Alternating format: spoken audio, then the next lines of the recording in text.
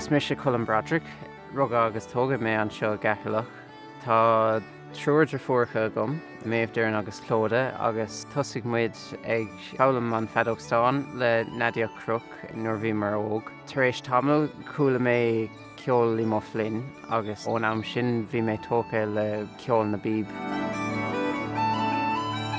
Fuair mé practice set ón na píobairí agus Trastal mé ar ceardan na timp na tíre dul saoir bhfuil clansaí ina measc. An sin bhí deise gom búla le píobairí úntacha mar hampla Mick O'Brien agus Seinnteoir agus Ghaois ceoil agus bhí sé sin an spreagadh domsa.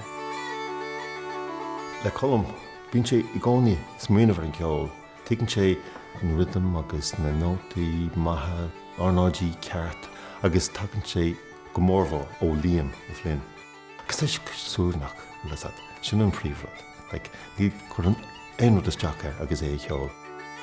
Tá chuile gine na píobairí an bhródú as Colm agus bhfuil muid gach crath ar macanse.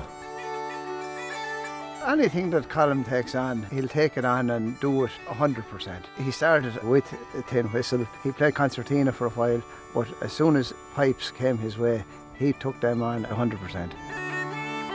He has won All-Ireland, he has won the Bunóir, and now to win the Gradam Ceoil. We're so proud of him. I mean, he's never caused us a minute's bother. He's always been a very well-focused young lad, and it's great to see, after all the hard work he's put in, so delighted for him. He's a brilliant musician. I met him the first time in Germany. We did a Christmas tour in the churches, and the sound was incredible. And then he told me that he had Liam O'Flynn's pipes. I knew he was in a special category because he was incredible playing slow airs, and then he'd play maybe a set of reels, and it was equally as good, yeah?